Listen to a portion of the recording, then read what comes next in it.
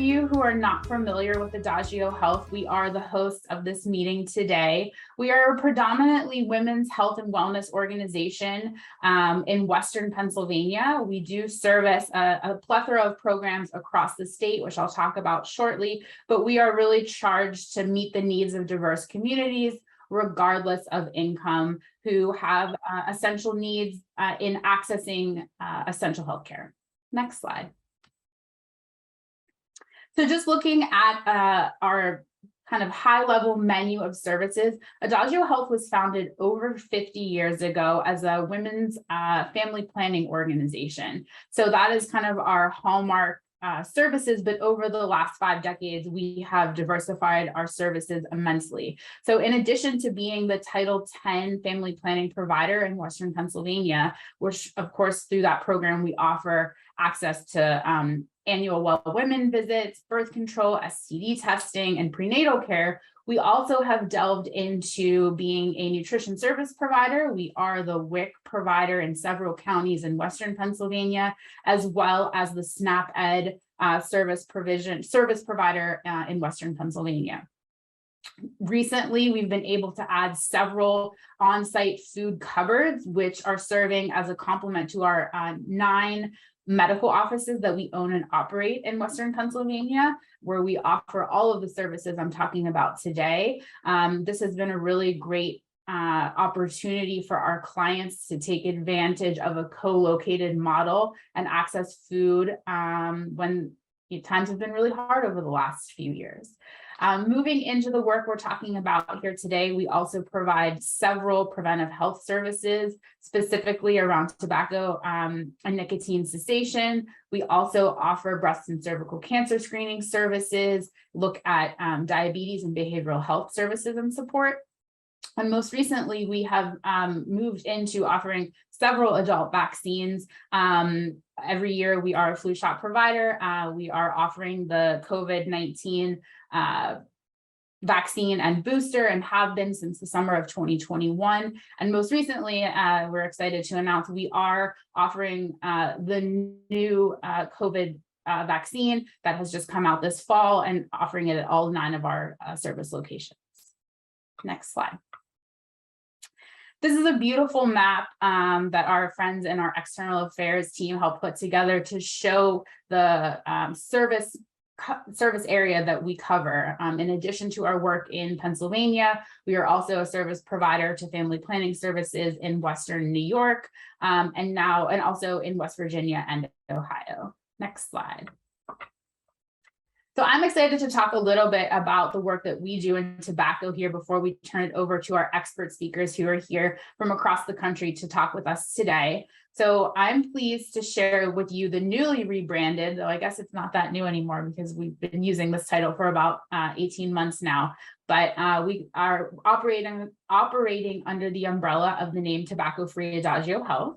Next slide. We have been the Tobacco Prevention and Control funded contract manager in Western Pennsylvania in the 10 counties in the what we like to call Adagio Health lighter blue that you see on your screen. We have been doing that for the last 15 years. So that's been in a predominantly rural area. And in 2021, we acquired the contract and brought Allegheny County into the fold. And for those of you who are not local, that's where the city of Pittsburgh is located, adding a very urban and diverse county to our portfolio. So that was gave us the opportunity to not only double the scope of our project, but also, ability to bring on additional partners and increase budget. The work we do in partnership with those who I'm going to mention soon is really targeted at reducing and preventing tobacco use and increasing education around the hazards associated with tobacco and nicotine use. So we do that by focusing on 4 primary pillars. That's looking at youth programming and education, cessation services, in all around education from young children to older adults, and then looking into how we can work upstream and affect policy to prevent the use of these products in the future. Next slide. So as I shared with you, I am Casey Monroe, and I'm pleased to share a bit about our leadership team here at Tobacco-Free Adagio Health. Diana Mahalchek, who serves as our Southwest Program Manager, who you will hear from later, and Hannah Cristofano, who is our Program Manager in Allegheny County. Next slide. I'm also pleased to share our team who works tirelessly on these projects every day. They help put together the material and identify speakers today, and they are the lovely and bright faces you see in front of you. These are the folks who are working on policy. They are supporting our subcontractors. They're in schools. They're helping with cessation services every day. Next slide. And I would be remiss if I didn't take a moment and thank all of our partners who we identify as our subcontractors, who are incredibly essential in moving the needle in the work that we do. Although Adagio Health is the funded entity to oversee these projects, we work with local organizations in our 11-county region to ensure we have boots on the ground in any way possible to continue to reduce the use of nicotine and tobacco products. Next slide. So with that, I'm going to transition us a bit into the bulk of our agenda today. So I am pleased to welcome two national speakers who are joining us from outside of Pennsylvania, but both who have had a lot of either working here in Pittsburgh or in the area and understand the scope and the region very well. I will introduce them shortly. We are also going to pair each speaker today with a local and example of work that we're doing here that complements what they're talking about from a kind of regional and national perspective. And we will have time for question and answer after each speaker. In that segment of the conference today, you are invited to either raise your hand, turn on your camera, unmute yourself. We'll be able to take turns with that, or use the Q&A portion of the chat here in Zoom. We're planning to be super informal, so please engage with the speaker. This is your opportunity to speak to national experts. Our plan is to close out around 11 to get you on your way. As we promised, this will be from about 9 to 11 this morning. So with that, I am pleased to introduce Dr. Donnie. He is a professor of physiology and pharmacology and social sciences and health policy, as well as the director of Tobacco Control Center of Excellence and program lead for cancer prevention and control at the Wake Forest School of Medicine. He has published over 175 scientific articles on nicotine, tobacco, and addiction, and is a fellow of both the Society for Research on Nicotine and Tobacco and the American Physiological Association. His work focuses on the behavioral, pharmacological, and neurobiological mechanisms underlying nicotine use and dependence. His current focus is on regulatory approaches to reducing the health burden of tobacco. For the last 9 years, he has directed the Center of Evaluation on Nicotine in Cigarettes, an NIDA/FDA funded cooperative agreement that aims to increase understanding of how behavior and health might be affected if the nicotine content of cigarettes is greatly reduced. So I would love to welcome Dr. Donnie, if you're able to turn on your camera, and just a small anecdote, which I'm pleased to share. We were able to connect with Dr. Donnie when, as I'm sure most of you know, the FDA is changing some regulations, and he was quoted in an article that we circulated internally at Adagio Health. And as we were reading it, I said to Diana and Hannah, and I think Grant, who sent us the article, I said, we need to connect with this guy and see if he can come and speak to our coalition. So we're internally grateful that he was able to join us today from North Carolina. So with that, Dr. Donnie, go ahead. Thank you, Casey. You hear me okay? Yes. And I need to share my screen, which I think means you need to, yeah, there we go.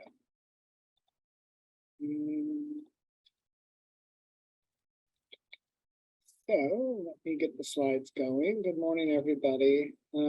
Thanks for having me. I need to swap display. Okay, should be okay now, hopefully. Casey, let me know if it isn't. So What I want to do today is really just kind of give you a little bit of background into the work, some of the work we've been doing, how it relates to federal policy. And I know that you all work much more boots on the ground, but I think that those of us that are working on federal policy change and those that are working more with the communities that are actually more directly impacted by smoking need to start to work together a lot more. And so I was really happy to take this invitation. So I'm going to start off, and I'm pretty informal. I will try to jump around a little bit and make sure we have some time for discussion. But to me, the place that we have to start conversations about tobacco products and policy is really around the harm. Cigarettes are, when used as intended, the most lethal product that is available to consumers. This has been the case for over 100 years, more than 50 years of which we've known that they cause this health damage, and yet they're still available pretty much at every grocery store, pharmacy, liquor store, convenience store, whatever. So the question I think we have to ask ourselves is what can and what are we willing to do about this? Of course, we've done a lot already, and a lot of this is really important work that that many of you are probably engaged with. This is the Empower kind of framework that the WHO has put forward for the kind of well-known tobacco control policies, the tools that we use to drive down prevalence of tobacco. And this sets the stage really for what we can talk about today. So I'm assuming that we do these things well, and if we don't, we need to do a lot better. But they continue to be important.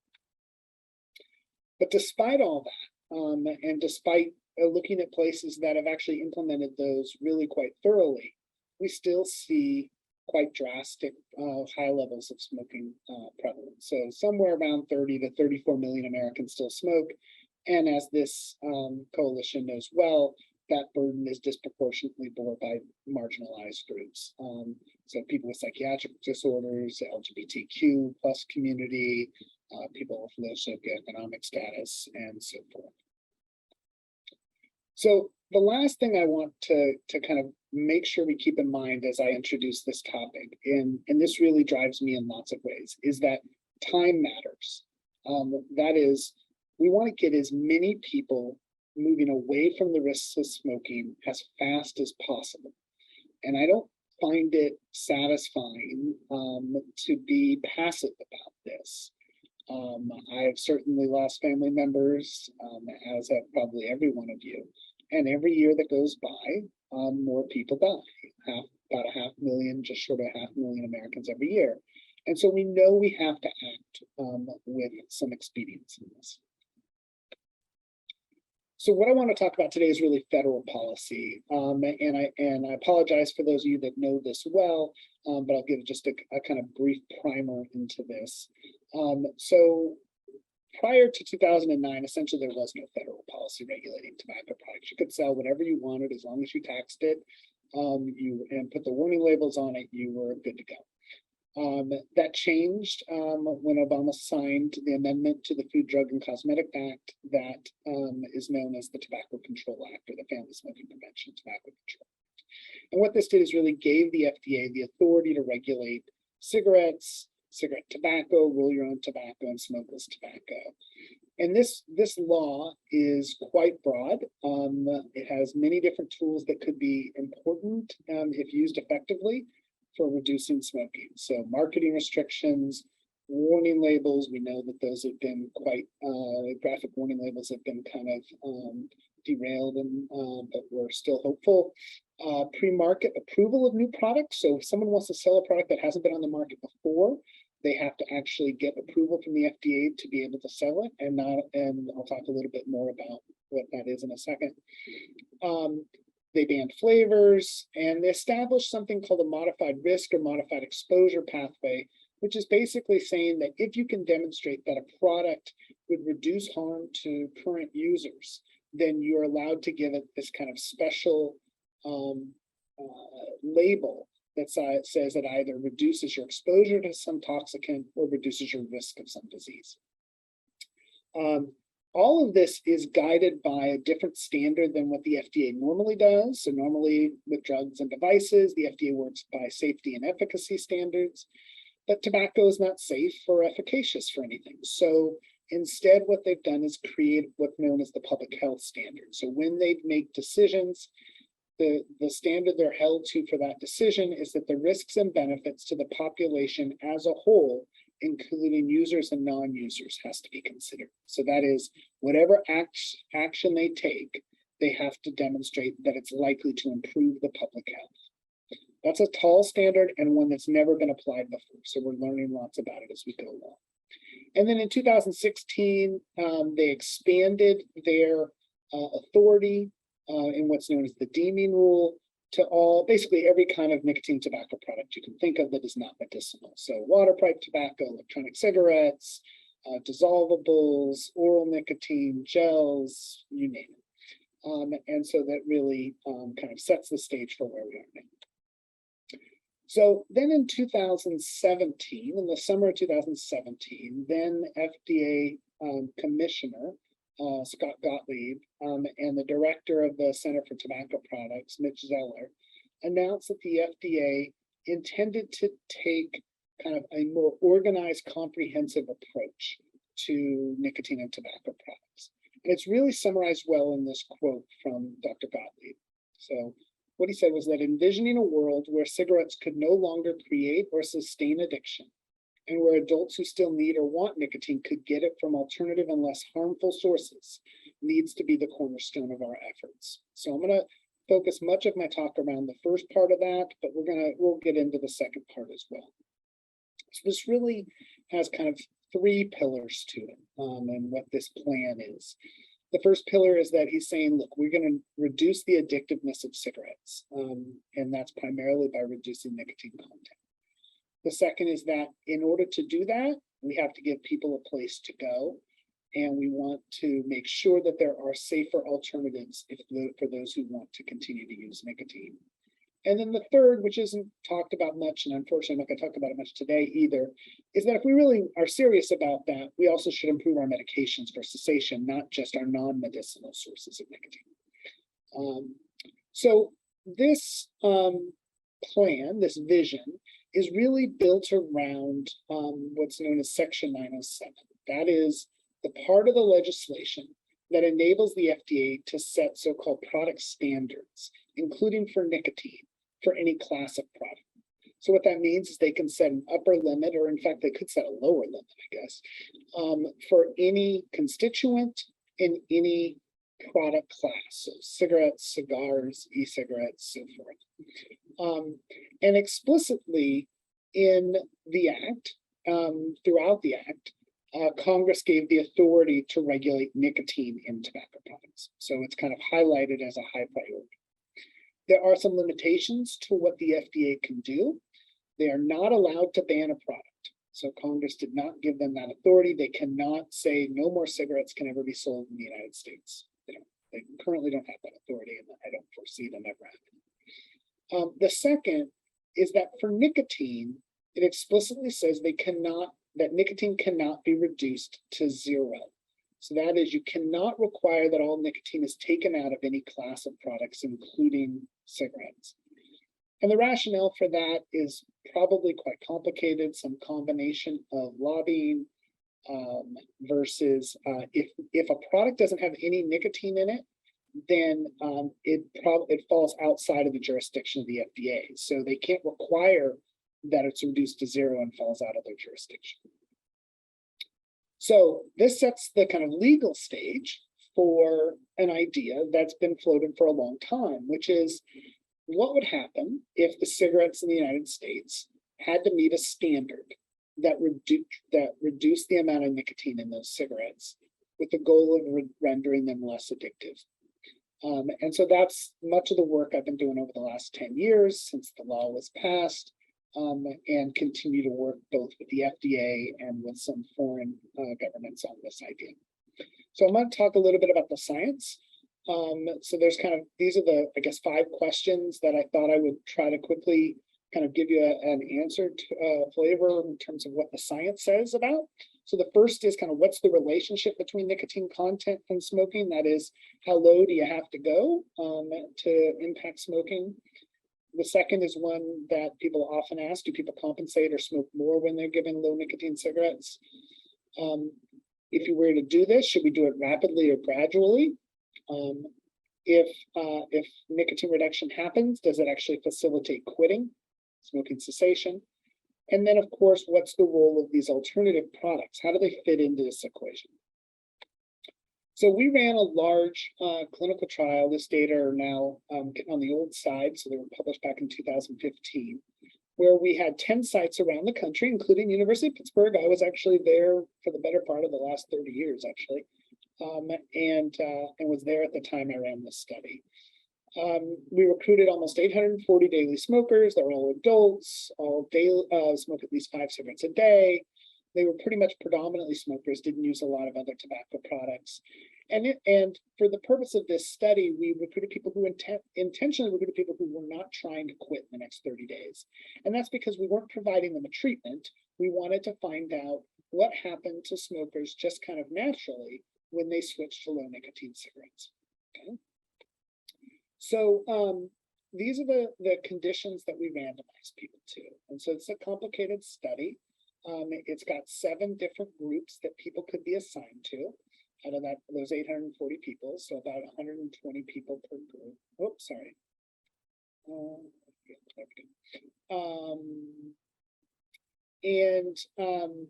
There were 2 what we would call control groups. One group got usual brand cigarettes. So if they said they smoked Marlboros, we bought their Marlboros for them for the rest of the trial. A second group got, the rest of the groups all got these so-called spectrum cigarettes. They're kind of a picture up here in the right-hand corner. These are cigarettes that we had made for us by the National Institute on Drug Abuse. They varied in the amount of nicotine. So some folks got a spectrum cigarette that had normal amounts of nicotine, about say 16 milligrams per gram of tobacco. And that's how I'll talk about nicotine levels, is milligrams per gram of tobacco. And then the rest got reduced nicotine cigarettes. So they had anywhere from about a third all the way down to only 3% of the typical amount of nicotine in a cigarette. So when we talk about reducing nicotine, we're talking about pretty drastic reductions. Right? Now, notice there's nothing in the middle here. And I will talk about that a little bit later as to why. This last group is actually a double group. I'm going to ignore that for the purposes of today. It had to do with ventilation on the cigarette, and I can have it answer questions about that. So these folks got whatever study cigarette they were randomly assigned to, free of charge for 6 weeks. So they would come into our labs, we'd give them cigarettes, we would do some assessments. They would answer phone calls every day about how many cigarettes they smoked. We'd take physiological measures and so forth. If they were menthol smokers, they got menthol versions of that cigarette. And this was a double-blind study. So the participant and my staff and the staff around the country didn't know what cigarette they were randomized to. So these are the primary outcome data, the number of cigarettes people smoked per day over the 6 weeks. So the first point here is baseline, and then each of the 6 weeks, the average number of cigarettes per day for the different groups. So the first thing you note is that these control groups, the usual brand and the 16 milligram condition, they increase their smoking compared to baseline. That is because here they're paying for cigarettes, here we're providing them. So not surprisingly, if they're free, they smoke a little bit more. We know that price matters. So this relative to those normal cigarettes, and in fact, even the 5.2 milligram looks like those. If we decrease nicotine to 2.4 milligrams or less per gram of tobacco, you see a decrease in the number of cigarettes smoked per day in each of those groups. So highly significant, very clear reduction of about 5 to 6 cigarettes per day by the end of the 6-week trial. That's reflected in how much nicotine is in their system. So we take urine samples, and this is kind of our best measure of nicotine exposure. And what you see is that the more you reduce the nicotine content of the cigarette, the less and less nicotine they have in their system at any point in the trial. So 2 and 6 weeks. So very strong reductions in the amount of nicotine they're exposed to. So do we see any evidence of compensation? So I want to pause for a second, just to make sure that everyone understands the distinction here. For those of you that have been working in the field a long time, or have been of history buffs, you know that we used to have cigarettes called light, ultralight, mild cigarettes, where we used to report the tar and nicotine levels on the cigarette as a way of trying to convey what we thought was accurate information, but turned out to be inaccurate. Those estimates and those labels came from when a machine smokes a cigarette, just like shown here. And when you have certain kinds of cigarettes that are highly ventilated, so in other words, air comes in through the paper and through little holes in the filter, it gets diluted, and it looks like the cigarette produces less nicotine and less tar, and therefore may be safer. And what happens when you give people these kind of high, ventilated cigarettes is that they smoke more of them, and they block the little holes on the filter so that they can get a stronger puff. So this idea of compensatory smoking comes from what we've learned about these low nicotine these low yield cigarettes. People adjust their behavior to maintain their nicotine levels. What I'm talking about is not a change in how much a machine yields, how much smoke a machine yields from, but rather how much nicotine is actually in the tobacco, in the filler, in the content of the cigarette. And that reliably reduces how much nicotine somebody gets. So it's very different than this. We shouldn't assume that what happened with light cigarettes will happen with low nicotine content cigarettes. So I'll show you the data. I've already shown you cigarettes per day. We know those go down, not up, when people smoke low nicotine cigarettes. So that already suggests that they don't compensate. But the other way we can look at this, there's lots of other ways, and we've looked at pretty much all of them, is that we can look at how big of puffs people take. So this is the volume of smoke inhaled from a cigarette that has either, it's labeled as placebo here, it really is low nicotine or normal amounts of nicotine. 4 cigarettes in a row smoked in the lab, and what you can see is that for a cigarette or two, people do take bigger puffs. They're like, oh, this thing is very light and airy, I got to get my nicotine out of it, and they take bigger puffs. But they quickly learn that doesn't do much because they're so low in nicotine, they can't get there. And it's aversive to inhale that much smoke. And so that goes away by the 3rd or 4th cigarette. And if we look at that in the clinical trial that I just showed you, we did the same measure now in the order of weeks instead of cigarettes. And you see that if anything, the puff volume that people inhale goes down, not up, when people smoke low nicotine cigarettes. So the number of cigarettes goes down, and the volume of smoke they inhale per cigarette goes down, suggesting there is no impact on compensatory smoking. We took it a step further, and in a study that everybody likes to talk about, we actually spent a week, we've done this a couple times now, with our participants in a local hotel, because we could control the environment. We knew that they were only smoking the cigarettes we gave them. And we did the same sort of study. We gave them cigarettes. We actually told them in this study that they were low nicotine. We made them pay for them because we wanted it to be a little more real world.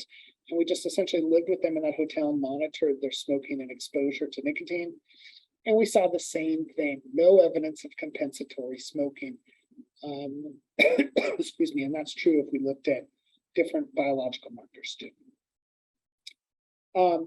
This is a quote from someone who stayed in that hotel study. And I think we've started to do a lot more interviews with our participants because I think they're really important for communicating what we're seeing. And so what she said was, what my thoughts were and what the reality was 2 totally different ideas.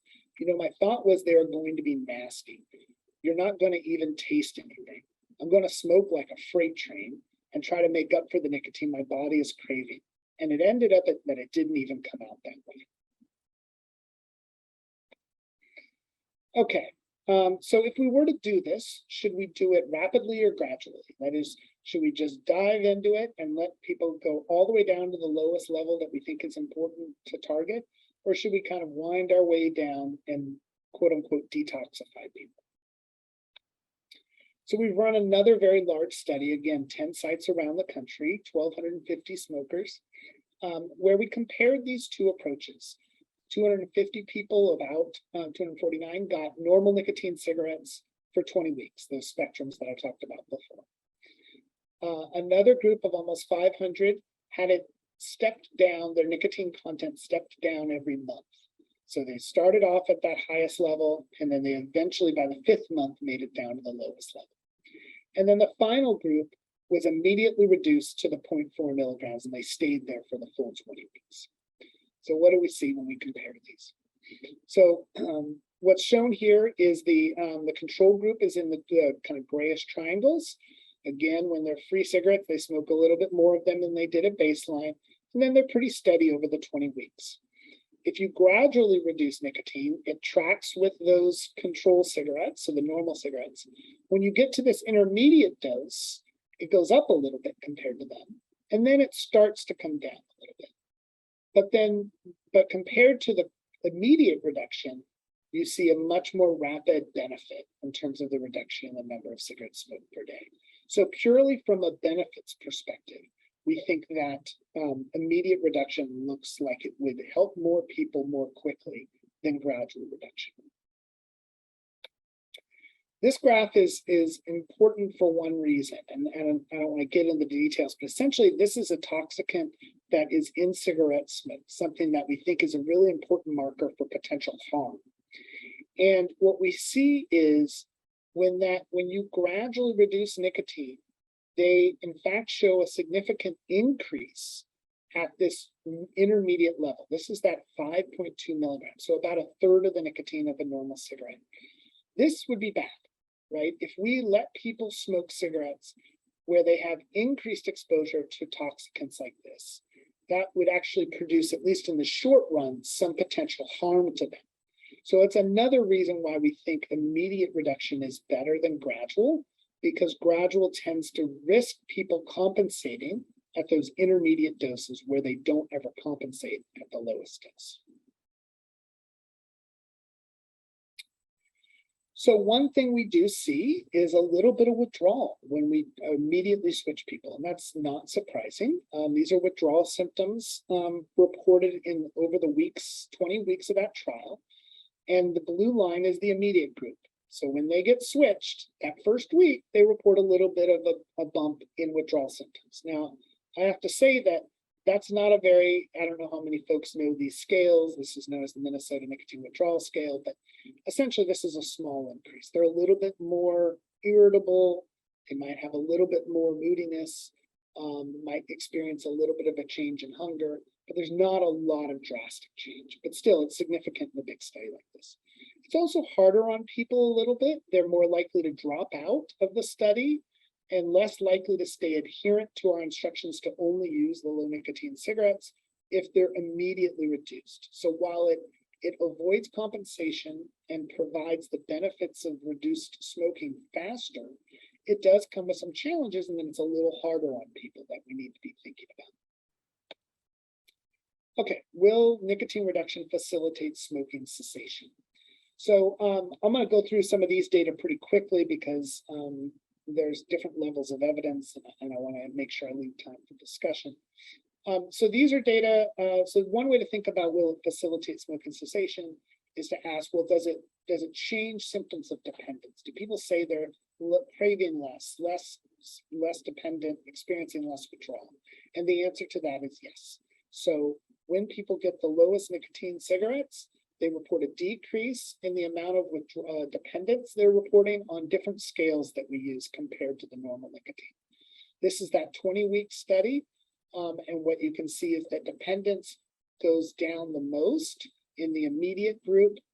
The gradual group shows a little bit of a decline over the course of the 20 weeks. And then the control group is, of course, the reference group. So people do report feeling less symptoms of dependence regardless of what scale you give them. They also report more days in which they just don't smoke. So these are what we think of as almost like spontaneous days. Remember, these are daily smokers who smoke at least 5 cigarettes a day. And essentially what they're reporting to us is, yeah, I just didn't smoke on Tuesday. I might have smoked again on Wednesday. It wasn't necessarily a quit attempt. I just didn't do it. And so we see more of these spontaneous smoke-free days when people are given these low nicotine cigarettes for an extended period of time. We also have asked people, hey, if starting today, if the study cigarette was the only type of cigarette you could buy anymore, what do you think you would be doing?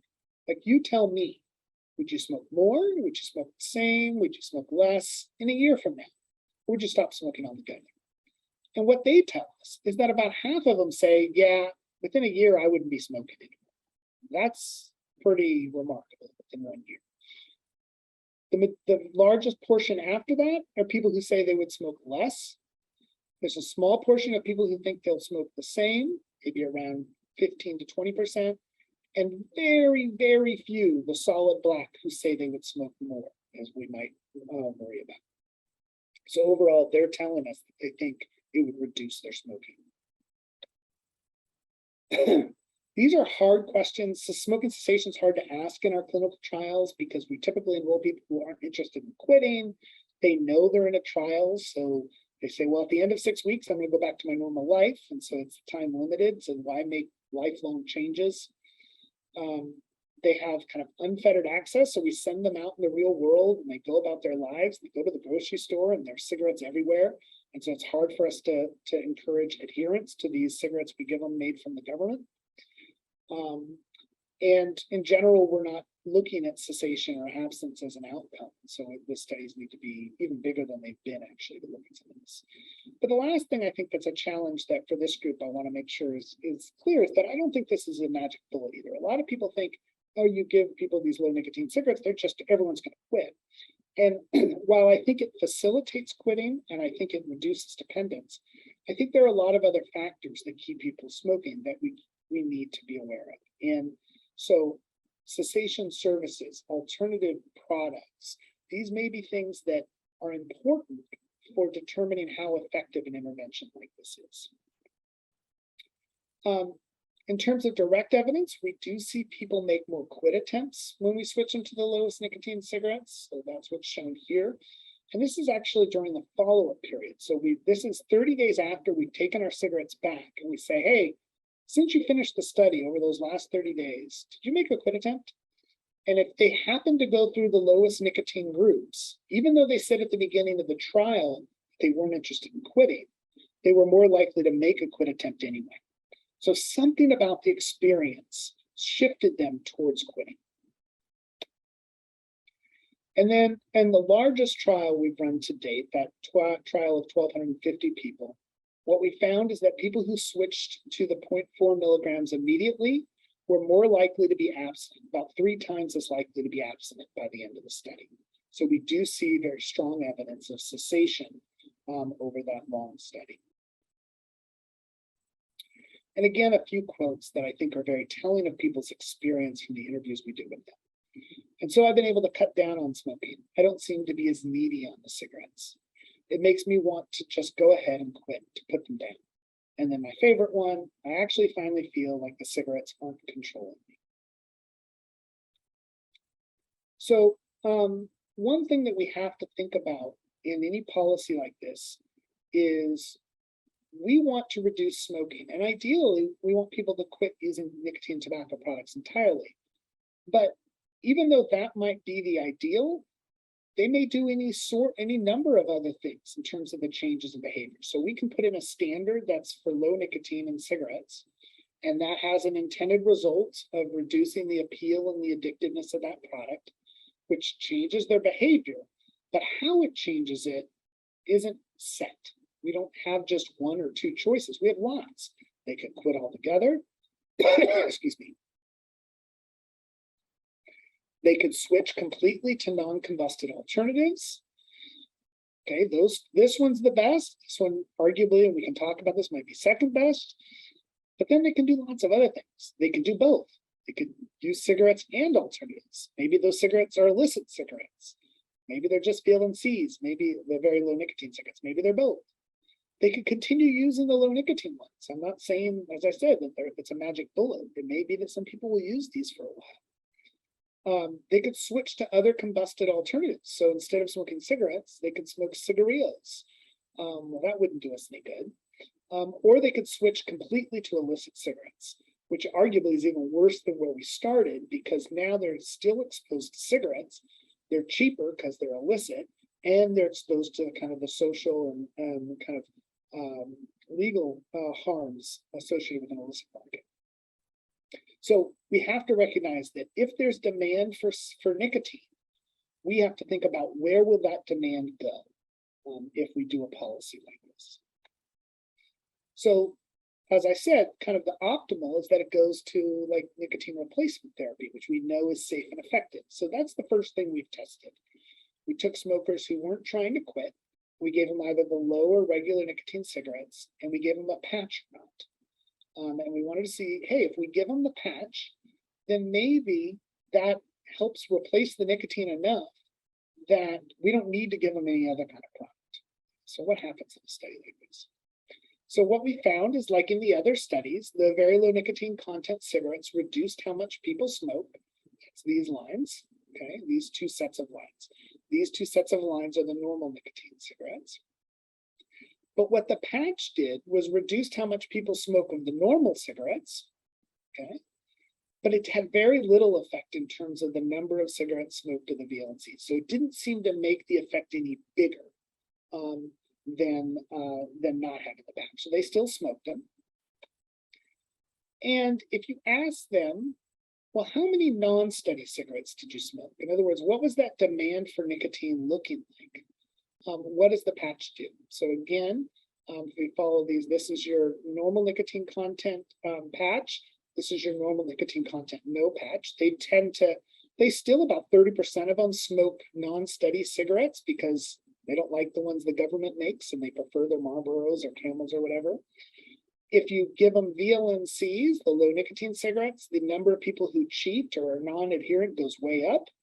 If you give them the patch, it goes down a little, but it doesn't go down to this level, suggesting that yes, medicinal nicotine suppresses withdrawal probably and makes them maybe a little less likely to cheat and use their normal nicotine cigarettes. Maybe there's a little less demand for illicit or other alternative products, but there's still some demand, right? Because it's not enough to bring them down to this control level.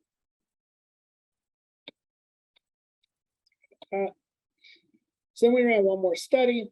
And this is and we have another one we've just finished actually, which we haven't even broken the data on, but this is kind of the preliminary study saying, okay, well, what about alternative products that are not medicine? Do they help? And I'm going to give you kind of the bottom line of that. And that is, if we give people low nicotine cigarettes, what we see is that that increases how much they try alternative products. And most often that's an electronic cigarette.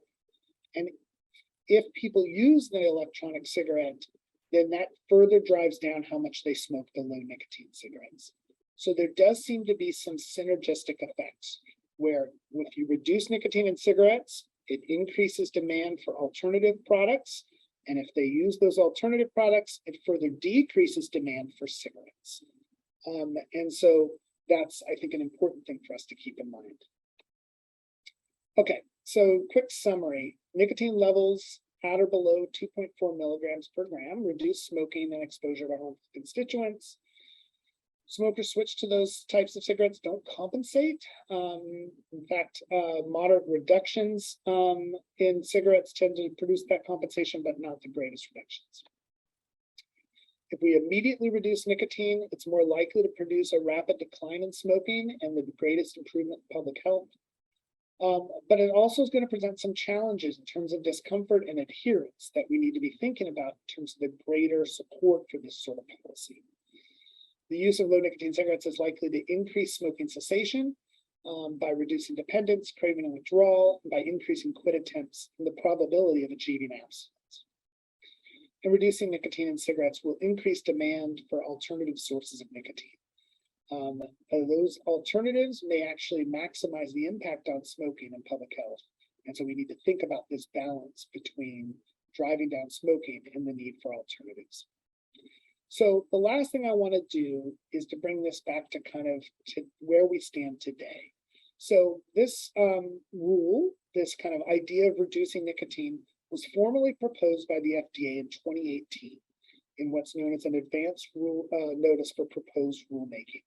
So I don't know how much folks are aware of this process, but when a government agency wants to make a change like this, a regulation, They have to post it for public comment in what's called the Federal Register.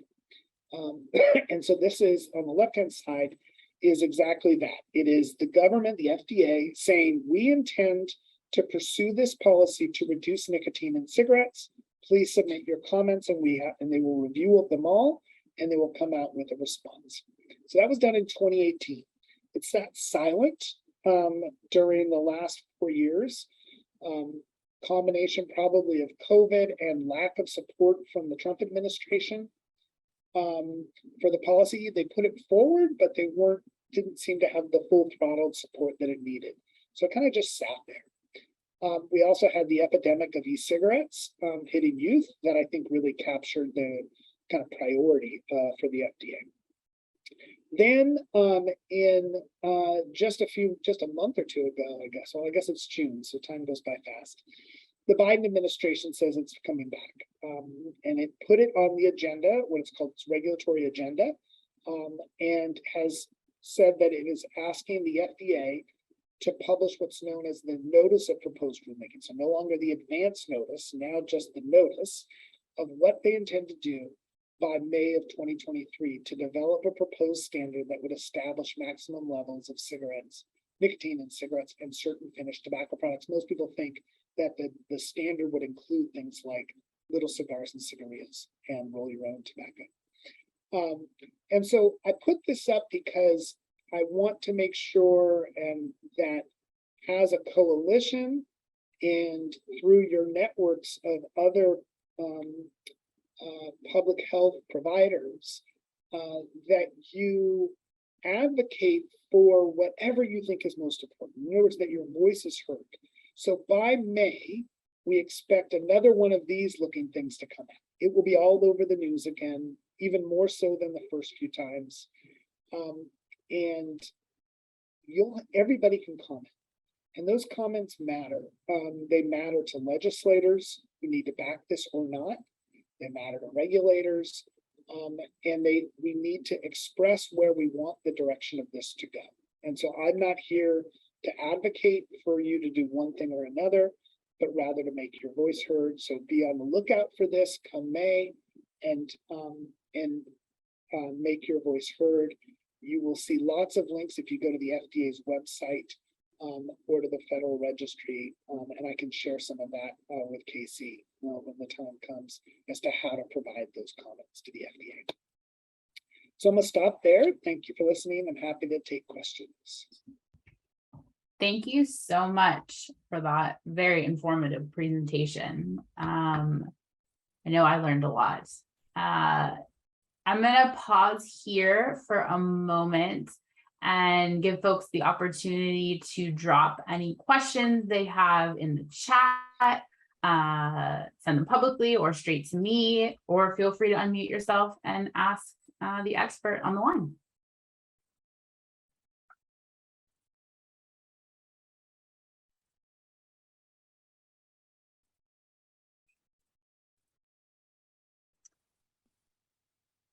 Don't be shy.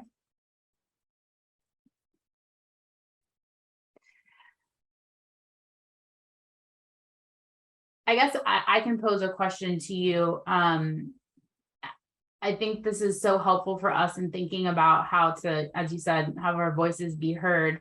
And I'm really interested in how kind of the intersection of this policy and advocacy work intersects with prevention, specifically with kids, and that's a lot of the work that we do.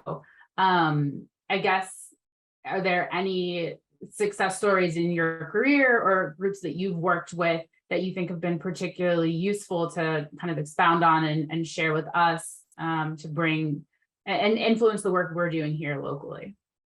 Sure. So first of all, I didn't cover this, but the data we do have on youth suggests that the effects are at least as large, if not larger, in youth. So if we take young adult smokers, for example, and they use low nicotine cigarettes, they show a decrease in dependence and smoking even faster than older adults do. And that's not all that surprising, in that their habit is kind of less fully formed.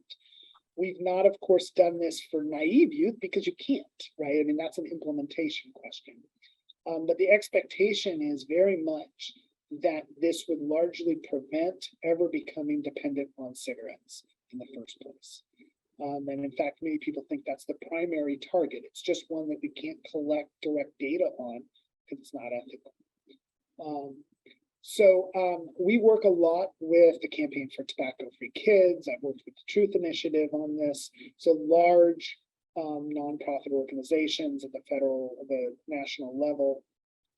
And certainly those organizations have been greatly supportive. Matt Myers, who's the president of Campaign for Tobacco-Free Kids, just submitted a letter of support for this, in which some 70, I think 75 other organizations like the American Cancer Society, Truth Initiative, American Heart Association, so forth, American Pediatrics, all signed on in support of this. So it has gotten a lot of attention from many of the organizations you probably intersect with.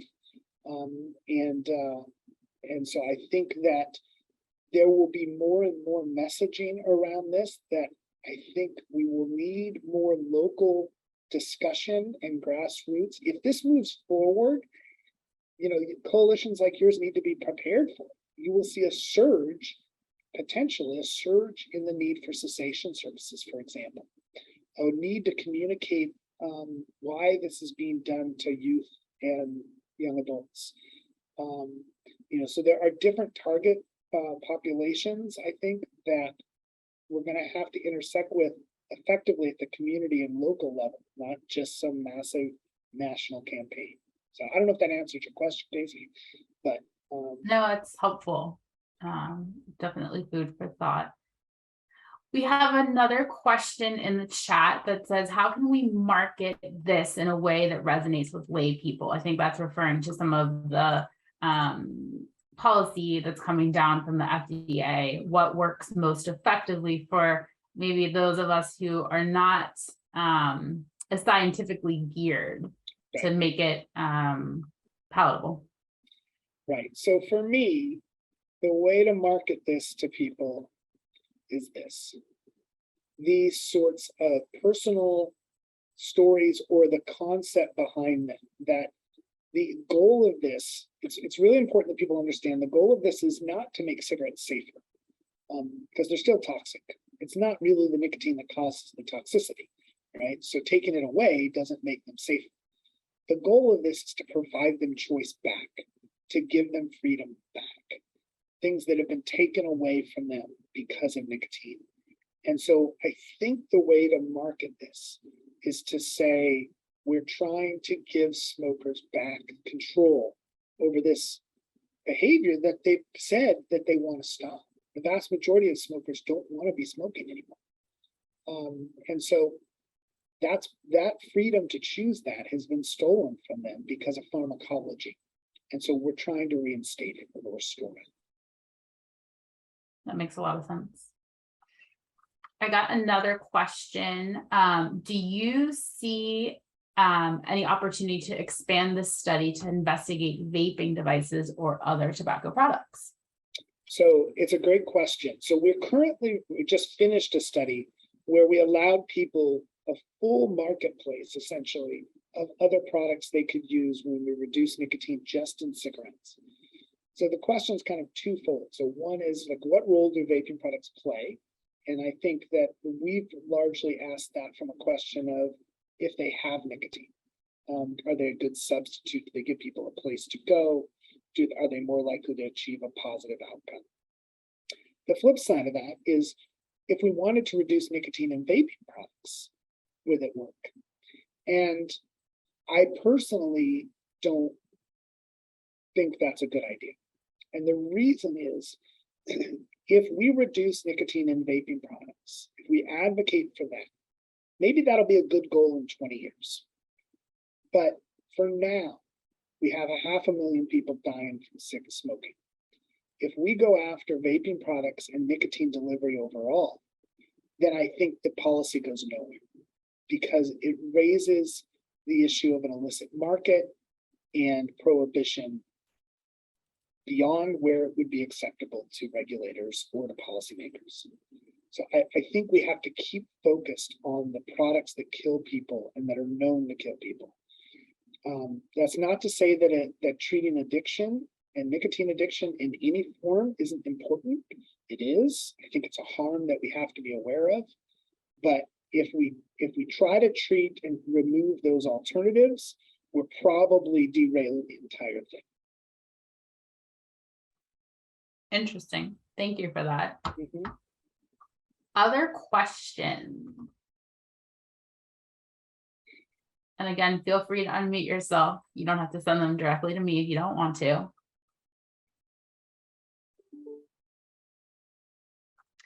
I have one other question, and then we'll let you go because we are actually running right on time. You mentioned the pillars of the FDA's comprehensive plan, and you noted that you weren't going to touch much on the medication for cessation. But I was wondering, since we have a few minutes left, if you had anything you wanted to share with the group from what you know of what could be coming down the pike in respect to medication. So sadly, I don't know of much specific coming down the pike. I think the basic issue that FDA is grappling with is if people use, say, an e-cigarette to quit, and that's why they started, and that's what their expectations are about it, then why aren't we regulating like a medication, making sure that it's efficacious, making sure that it's safe? So what's happening in the market, and we're not providing the kind of safety and efficacy standards that we've come to expect. So some people would say, for medications, what we need to consider are medications that people just keep using, that maybe it's like insulin, that it's okay if the target is to reduce or have people quit smoking and they need the medication for an extended period of time, and even if they like taking the medication. Now that's a little bit edgy for FDA. They don't like hearing that because they think that sounds like abuse of the product, but the product's out there being abused already. And so, it really is a question of how far is the FDA willing to go to make a substitution product appealing to somebody and deliver nicotine more rapidly to them. It'll probably work better, but they may not stop using it in 21 days. Makes sense. Well, thank you so much for the presentation this morning and for your honest and open feedback on the work that you do. And we hope that we're able to stay in touch. If it's okay, we would love to be able to, PDF the slides that you've shared today to share with our coalition to reference in the future. Yep, that's fine. Any parting words before we move on to the next speaker, Dr. Downing? No, just keep up the good work. Thank you all for everything you do. Thank you so much. Take care, all. Bye. Okay, and with that, I am going to introduce our next speaker, most of whom you are all familiar with a background in mental and behavioral health. Diana Michalczak has spent the last 9 years working in the prevention field, a certified tobacco treatment specialist and cessation counselor, working to prevent and eliminate tobacco use and exposure to all Pennsylvania residents. As a mother, Diana is a strong advocate for youth education and tobacco-free initiatives. So I'm pleased to welcome Diana. Good morning, everyone. Hope everyone's doing well. Thank you so much, Dr. Donnie. That was an amazing presentation and so insightful. Go ahead, Hannah. So the Pennsylvania Department of Health has a host of tobacco sales enforcement initiatives based on state and federal law. Two such programs that Adagio Health supports annually are the Act 112 Tobacco Retailer Enforcement Checks and the Sign-Our Survey of Tobacco Retailers. Both programs enlist underage buyers to attempt to purchase tobacco products from retailers and adult supervisors to report the outcomes to support the youth and transport participants from store to store. Act 112 checks are conducted between September 1st and June 30th each year. They are designed to identify stores who willfully or accidentally sell tobacco products to youth, and it sets in motion legal remedies in the form of citations from law enforcement or private criminal complaints filed with the magistrate judge. The annual Sinar survey is named after a former Oklahoma representative, Mike Sinar. It is a data collection program that runs between July and August. It's identifying the number of stores and collects counties who, in select counties who sold cigarettes to youth. The state gathers this data and reports it to a national status update. Slide, please. Each enforcement check can result in one of three outcomes. The store sells tobacco to underage buyers, the store refuses to sell, or the site cannot be completed. A non-completion reason can include the store not being open at the time of the attempt, the specific site doesn't sell tobacco, or the license holding store doesn't exist anymore. In fiscal year 22, tobacco-free Adagio Health subcontractors were responsible for conducting Act 112 enforcement checks. They visited 2,283 stores across Allegheny County and southwestern Pennsylvania health districts. Of those, 52% of Allegheny retailers refused sales to minors and 7% made the sale to the youth. Southwest had a 70% refusal rate and saw just 7% of their retailers make a sale. This past July and August, subcontractors in Allegheny, Armstrong, Beaver, Butler, Cambria, Fayette, Indiana, Washington, and Westmoreland counties visited 378 stores provided by the Pennsylvania Department of Health. Allegheny County saw a 30% refusal rate and a 9% sale rate across 160 stores. The remaining Southwest counties saw a refusal rate of 61% and a sales rate of only 5%. Slide, please. Another component of tobacco-free Adagio Health's work is to enlist partners throughout businesses, housing, and local government sectors to address the impact of secondhand smoke in spaces where people live, work, and play. These policy initiatives are designed to promote healthier communities, reduce smoking rates across all populations, and educate the public on the importance of tobacco-free lifestyles. Worksite and college campuses policies are targeted at businesses and organizations that serve the community. They promote health, safety of employees, clients, faculty, students, and those who interact with any given business. A multi-unit housing policy helps non-smokers in apartment complexes, duplexes, triplexes, and any single living space with a shared wall avoid harmful exposure to secondhand smoke.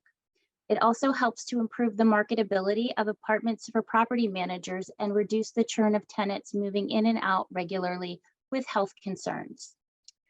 Our Young Lungs at Play program and Puppy Lungs at Play initiatives help reduce exposure to secondhand smoke for children, caregivers, pets at dog parks, and promote a cleaner environment for families to enjoy, reduce opportunities for youth uptake tobacco products, and it influences social norms around smoking behaviors. Tobacco-free Adagio Health is working with school districts throughout both regions to update current school district policies to reflect current definitions and move towards promoting opportunities for prevention and cessation in lieu of suspension and fines. So thank you so much to all of our subcontractors throughout the region for helping with these initiatives. We appreciate your work and we are blessed to have you a part of our team. Slide. Thank you so much, Diana, for that great overview of some of the policy and enforcement work that we do in partnership with our subcontractors here at Adagio Health. I'm sure you can all see the natural tie to what Dr. Donnie had shared previously, and I wanted to make sure that there was a direct correlation to the work that we're doing locally. So thanks for that snapshot, Diana. So as the slide indicates, I'm going to stop talking and let you have a quick break. If we can, the time is 10:12. So let's have everyone come back for our next amazing speaker who will begin at 10:20. So if you can all be back at 10:20, we will see you then. Thanks, everyone. I am going to bring us back and get us lined up for our next speaker, who I am thrilled to introduce. I just want to make sure, can everyone hear me? Yes. Okay. Yes. Wanted to make sure I wasn't just talking to myself here. So Dewana, affectionately known as Dee Calhoun, is the National Network Director of Self-Made Health Network. Self-Made Health Network is a member of the Centers for Disease Control and Prevention's consortium of national networks to impact populations experiencing tobacco-related and cancer health disparities that specifically focuses on vulnerable populations with low socioeconomic status characteristics. Ms. Calhoun has over 15 years of senior management experience combined in corporate and state government sectors with responsibilities for divisions including public health, healthcare quality improvement, medical compliance, and chronic disease case management. And similar to our identifying Dr. Donnie to participate in this coalition meeting, some of our Adagio Health staff attended a national conference in New Orleans in June. And when they came back, had such marvelous things to say about Dee that she was also just a clear choice for some of the work we're doing here in Western Pennsylvania and speaking to us about national models that we need to hear about and be able to use to influence the decisions and programs that we are doing here. So I'm so pleased to have met Dee, and so grateful that she is able to speak with us today. So with that, Dee, the floor is yours. Thank you and welcome everyone. I hope that you learn at least one interesting thing about today's presentation. Thanks again for the invitation. What we'll do is we'll just begin by just providing some general background information. And so this is very important because it will be beneficial not only to everyone who's committed to reducing tobacco-related disparities, but also to potentially new stakeholders and policymakers so that everyone has a clear understanding of certain terms as you're working towards a shared vision or shared goals. Next slide, please. All righty, here we go. So the Commission on Social Determinants of Health conceptual framework I've shown above proposes that interventions and policies to reduce health inequities must include, one, policies that are specifically crafted to tackle the mechanisms that systematically produce an inequitable distribution of determinants of health affecting more vulnerable and susceptible populations. So that includes our priority populations defined as populations with low socioeconomic status characteristics. But these policies and interventions must also include contextual or context-specific strategies as shown above at different levels, including the micro level, that's the individual level, the meso level, or the community level, the macro level, that includes or encompasses public policy, and then natural environment. And so as we think about the micro level, that includes examples such as the unequal consequences of tobacco addiction that drastically impacts low-income populations. Also includes lower quit or tobacco cessation rates, as well as higher morbidity and mortality rates due to tobacco-related cancers, including lung cancer, as well as other tobacco-related medical conditions, including COPD, all disproportionately impacting populations with lower socioeconomic status characteristics.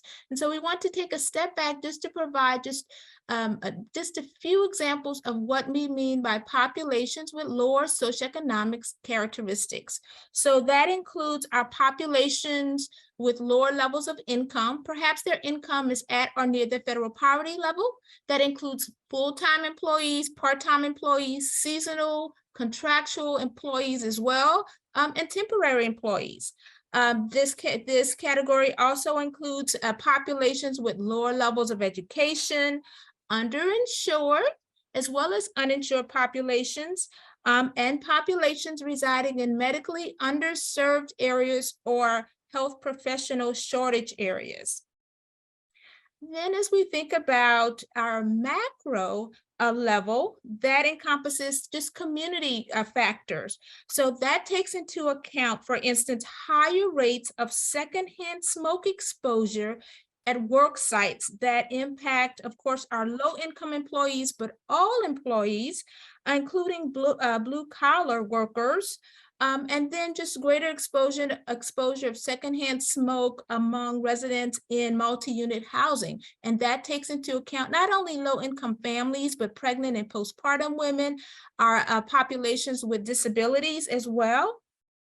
And then another example that kind of that is part of that macro level aspect includes, for instance, if you have partners who are working with your state government entities and they review the adult tobacco survey data and notice that more low-income patients are reporting, or populations are reporting that they are unaware of the state tobacco quit line services. That's one example. Or if you're working within the healthcare systems and you notice that your the electronic health records reports indicate that there are lower rates of tobacco product assessments being conducted, or the provision of tobacco cessation education counseling and education being provided, or just lower rates of refers to the state tobacco quit line, especially among these vulnerable populations. That also it is part of, those examples are also part of the macro level component within this model. And so on the next slide, we'll also show just another example of what we mean by low SES characteristics, or populations with lower socioeconomic status characteristics. So on this next slide, there we go. On this next slide, it's important for everyone to understand what we mean by our uninsured populations. And that includes maybe some new policymakers who may be new to health equity as well. You don't want to assume that everyone has a clear understanding of what we mean by poverty or just uninsured populations. So the most recent reports, as shown above, reveal that approximately 7 out of 10 uninsured populations have at least one full-time worker in their family. And an additional 11.5% of our uninsured populations have at least one part-time worker in their family. In addition to that, approximately 85.4% of the uninsured populations within the United States are non-elderly adults. In addition, just compared to those who have adequate health care coverage, populations who are uninsured are more likely to either miss, not schedule, or not utilize preventive services and report that they do not have a regular source of health care. So this is important because they are less likely, for instance, to receive recommended health screenings such as blood pressure checks, cholesterol checks, blood sugar checks for diabetes, maybe colon cancer screenings as well. But these are missed opportunities to provide evidence-based tobacco cessation services and interventions among these populations who may have these comorbidities, including hypertension or diabetes or heart disease or other tobacco-related cancers. These are also missed opportunities to provide evidence-based tobacco cessation services to these same low-income populations who may be at risk for some of the nation's leading chronic diseases. So every healthcare encounter or a healthcare visit is an opportunity to address not only these factors, but other factors such as social determinants of health, as shown on the next slide, that all cumulatively impact tobacco-related outcomes. So social determinants of health, that's kind of a commonly used term. So we wanted to make sure that everyone understands what we mean by social determinants of health. So what we've shown here is just a nice little preview of what categories are involved when we're speaking about social determinants of health. But more importantly, it's important for even your policymakers and just other potential stakeholders to understand that social determinants of health impact cancer disparities, including tobacco, including those disparities that are associated with tobacco-related cancers. And social determinants of health may impact decisions made by populations most disproportionately impacted by tobacco use and addiction, by secondhand smoke exposure, as well as just tobacco-related hospitalizations, illnesses, and ultimately mortality as well. So just to provide just a few realistic or real-world examples of how to apply social determinants of health through a health equity lens, and then considering tobacco-related disparities, we'll draw your attention to that first heading that's entitled Economic Stability. So that includes not only employment, but medical bills and debt, and as well as low income. And so this is important because low income populations may delay decisions about participating in, for instance, lung cancer screenings because they fear that maybe there's an out-of-pocket cost if their results are abnormal.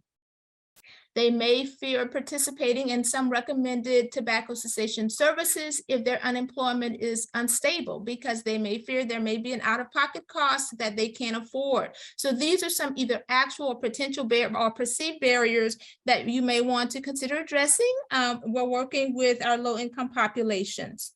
And then low-income populations experience rates of, well, stress, of course, but there are higher rates of stress and using tobacco products as a coping mechanism among our low-income populations.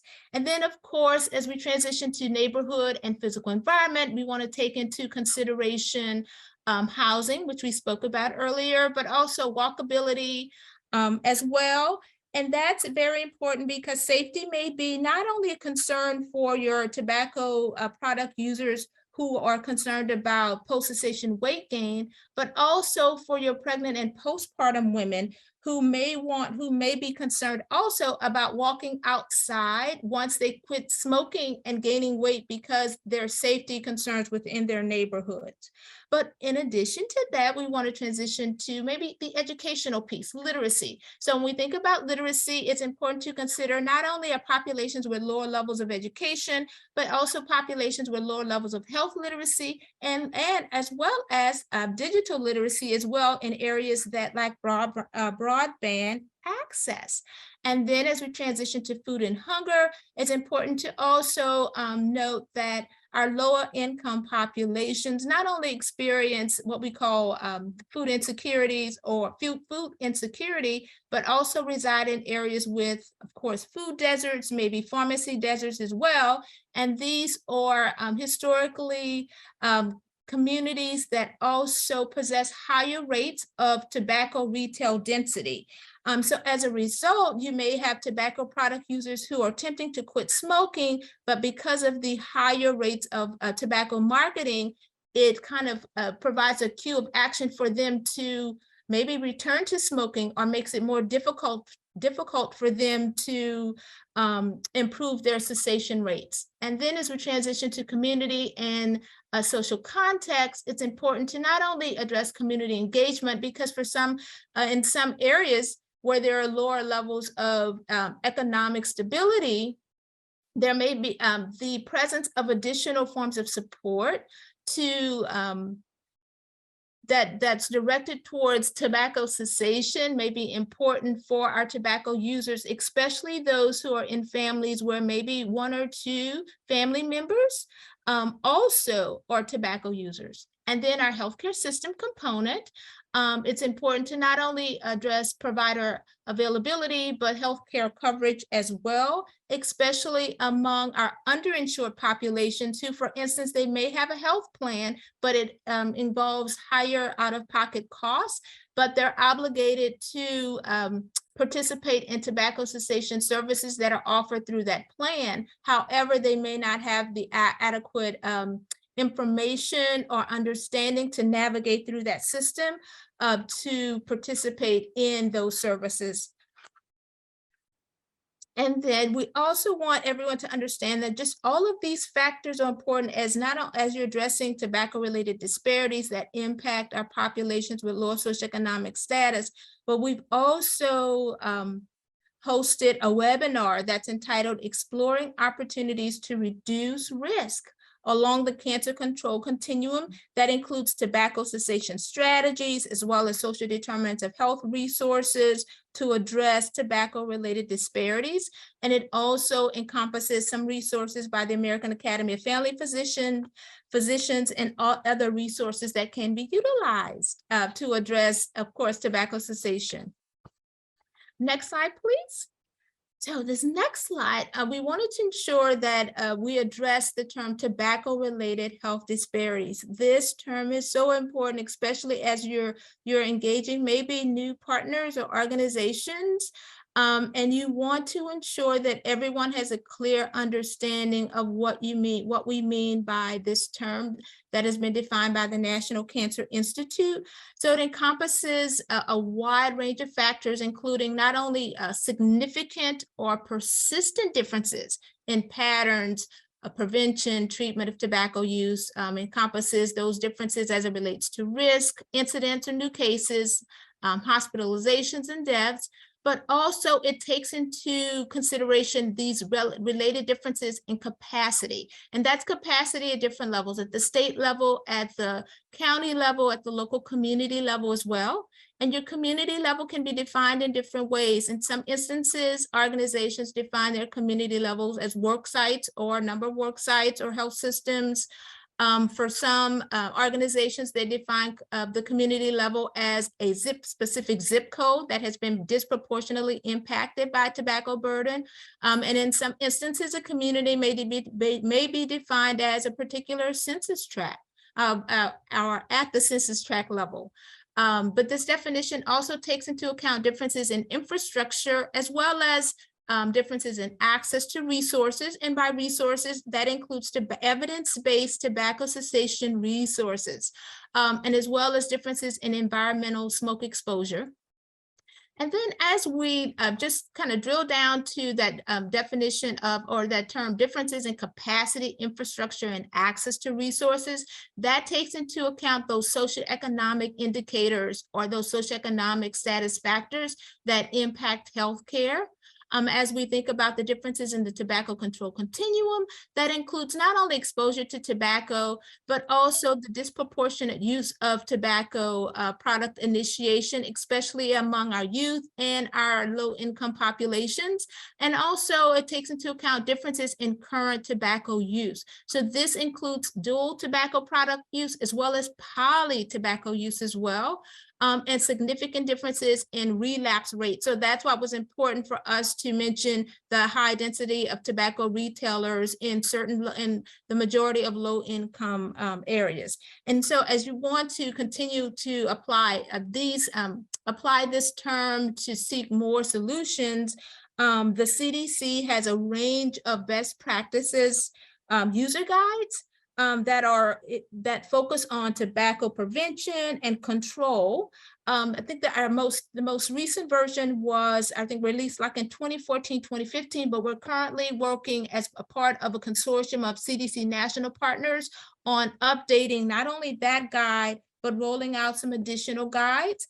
The CDC also has a resource on youth engagement in tobacco prevention and control that features a wonderful set of strategies and case studies. There's also the resource on tobacco cessation that highlights examples of how to expand Medicaid coverage for Medicaid enrollees as it relates to comprehensive tobacco cessation coverage. And then within this new set of health guides that will be rolled out, it will address Native communities, menthol and other flavored products, tobacco retailer strategies, and the LGBTQ populations as well. And the input that's going to be a part of the development of these guides, it's a combination of not only recommendations from the CDC national partners, but additional organizations as well. And just to kind of back up a little in reference to the menthol and other flavored tobacco products. If you're active on social media, for instance, on Twitter, please feel free to review the hashtag National Conversation, because what we did earlier this year is that we rolled out an educational campaign that focused on menthol prevention and then also tobacco cessation among populations that utilize menthol products. So that hashtag is National Conversation, and that was the development of that educational campaign was led by us at Self-Made Health Network. Next slide, please. So this next slide kind of just circles back to one of the National Cancer Institute's monographs. It's just wonderful, a socio-ecological approach to addressing tobacco-related health disparities. And what's so wonderful about this guide is that it once again highlights the different levels of influence that impact tobacco-related health disparities across the tobacco use continuum and across the lifespan. And it also takes into account the relationship between socioeconomic status and tobacco-related outcomes and how complex this topic is. But what's so important as well to note is that especially among our populations with lower socioeconomic status characteristics, tobacco use, multi-generational tobacco use and poverty are interlinked. And so these exposures to not only tobacco use, but also to poverty may occur early in life or cumulatively or chronically. And so on the next slide, you'll see like just some additional factors to take into account as we think about tobacco-related just outcomes. And so in addition to CDC resources, this model shown above from the National Academies of Science, Engineering, and Medicine, it's called the Communities in Action Pathway to Health Equity. I said guide, but it's a report. It's multifunctional. It provides not only case studies, but practical examples that can be applied to address tobacco-related disparities, especially among populations with lower socioeconomic status characteristics. And this guide also kind of just emphasizes, as shown above in this one model, an example of how you have multiple interrelated pathways through which, for instance, education or levels of education can affect populations, including our low-income populations and their communities. And so when we look at this model just takes into account, for instance, your work site environment where our low-income workers are exposed to greater levels of secondhand smoke exposure. And so as you step back and you think about communities where low-income populations may reside, in some instances, our low-income populations may be required to work in more hazardous work environments because they don't have adequate transportation. So that's the nearest work site that they were hired and they can afford to travel to. Or, we may take into consideration maybe your social and economic resources and neighborhood deprivation. And so that still is correlated with that high density of tobacco product retailers. And so it's important to also consider just additional resources to address that topic as well. And I know Counter Tools is a wonderful set of resources that they provide to all types of organizations. As we think about just healthcare insurance, it's important to ensure that all populations who are interested in tobacco cessation, regardless of their health insurance status, are navigated to the state tobacco quit line, and they're encouraged to continue participating in those services even if they relapse, because that's the beautiful part about the availability of the state tobacco quit line. You can utilize those evidence-based resources forever and ever. And to remind low-income populations that they can utilize state tobacco quit line services that are telephonic in addition to receiving on-site evidence-based tobacco cessation services when they do decide to visit a healthcare provider. And so we at Self-Made Health Network, we've developed a resource guide to assist low-income, to assist organizations who are working with blue-collar work sites in order to reduce tobacco-related disparities among low-income workers. And that resource guide is available on our website. And it focuses not only on tobacco cessation and partnership engagement, but reducing secondhand exposure, as well as lung cancer screenings as well. And the initial part of that work, which is wonderful, through our regional resource lead organization in Kentucky, has been featured at the CDC's National Cancer Conference, the American Public Health Association Annual Conference, the American Association for Cancer Research, a science of cancer health disparities in the medically underserved populations. Oh, and I forgot to mention what's so important too about this resource guide and this initiative that has been a multi-year initiative is that there's a focus on men's health as it relates to tobacco cessation as well. And then this resource guide in this project, as this initiative has also been featured at the CDC's National Conference on Tobacco and Health in previous years. And our initial work has also been published in a peer-reviewed journal, the American Journal of Men's Health. And so we're currently working with our regional resource lead organization to update that resource so that it also includes a greater emphasis on reducing radon exposure as well. Because, you know, in an effort to meet businesses where they are, some work sites may be more interested in maybe lung cancer screenings or tobacco cessation initially, and then you can move them towards reducing secondhand smoke exposure. Or they may be interested in radon exposure initially, but that's still a gateway to eventually get them to maybe provide comprehensive tobacco cessation coverage to their low-income workers, to all workers, including low-income workers, or just to increase awareness about the state quitline services that are available to all of their workers. And so as we think about just lower levels of educational attainment, the next slide just features additional information about multi-generational tobacco use and poverty. And so this illustration of this cycle of tobacco use and poverty is so important, especially as you're working with maybe stakeholders who are new to tobacco addiction or new to tobacco-related disparities.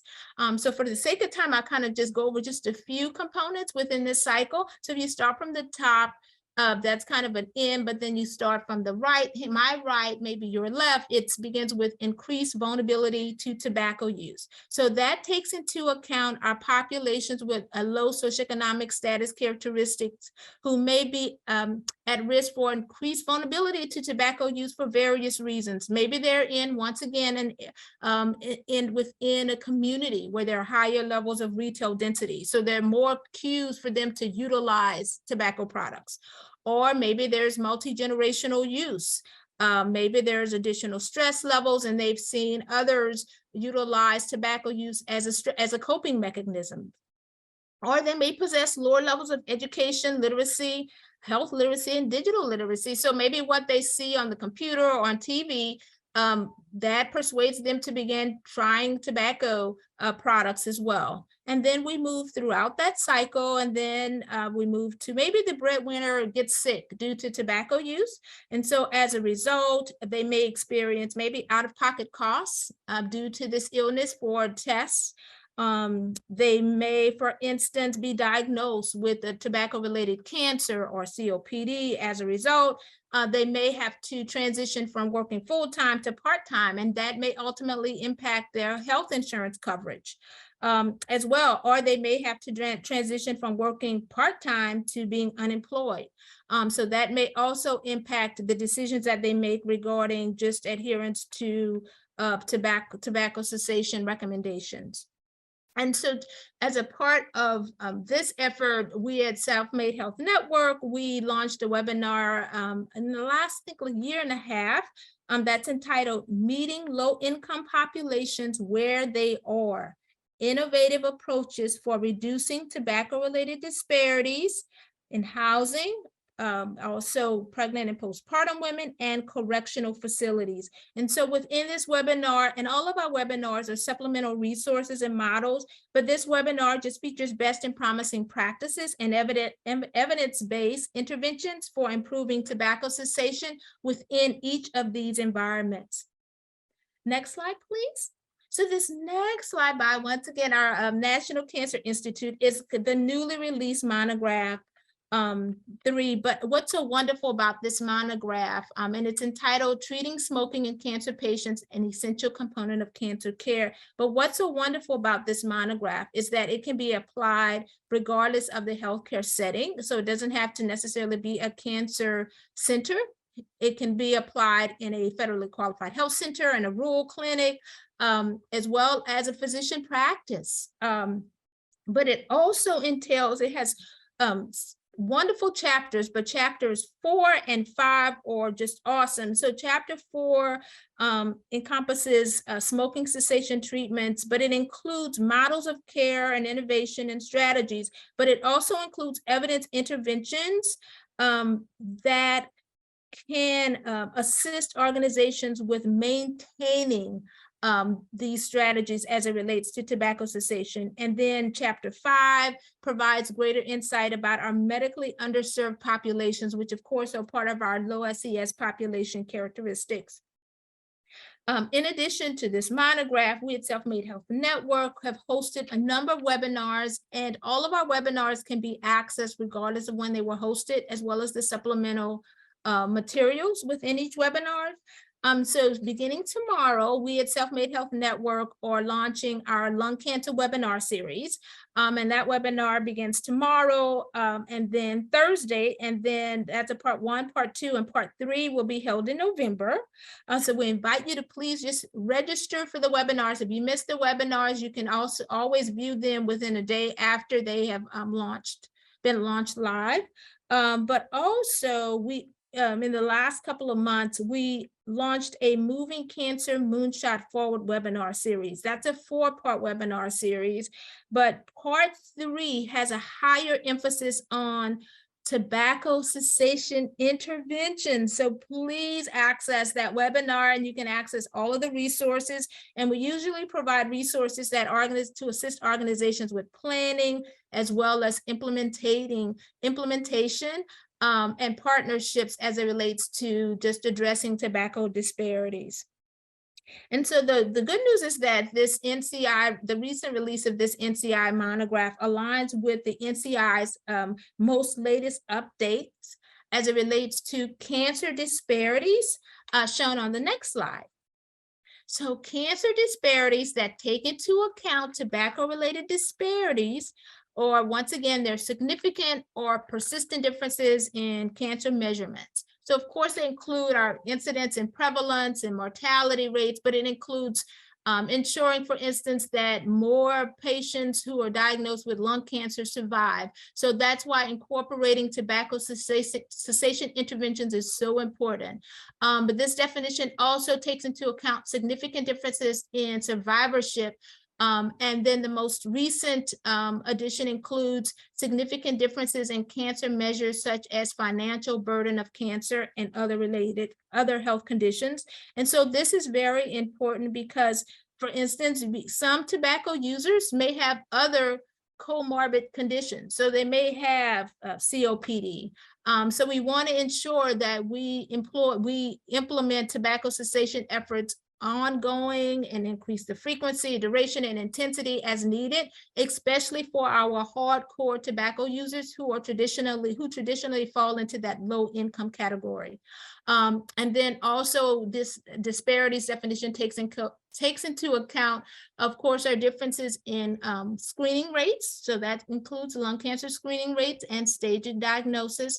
And then what's important to also note, especially as you're working with organizations or stakeholders who may be new to health disparities or health equity, is that cancer disparities can be seen when overall the outcomes are improving. So maybe they're improving across the state or across the region, but improvements are not seen in some populations relative to others. So however, when you stratify that data at a county level or at the zip code level, you may notice that maybe not only not only are there higher rates of lung cancer, but there are higher rates of tobacco use in certain zip codes or certain census tract areas as well. All righty, and then on the next slide, we jumped to cancer survivorship, but we want to just take a step back and just look at cancer incidence as well, including as it relates to cancer, tobacco-related cancers. So shown above is a cancer prevention framework that was developed by the Institute of Medicine, now known as, of course, the National Academy of Medicine. But what's so wonderful about this framework is that it was developed for cardiovascular diseases, but applicable to cancer prevention for the 5 preventable common cancers. So that includes some of those cancers that are associated with tobacco use. And this framework includes a number of recommendations. Some we've kind of gone over briefly. Recommendations that include, you start with environmental and policy interventions as the key so that you're sustaining systematic change. You think across multiple levels of influence, understand the local context. And remember, local can be at the county level, zip code level, census tract level. You want to build traditional and non-traditional partnerships. And of course, address disparities.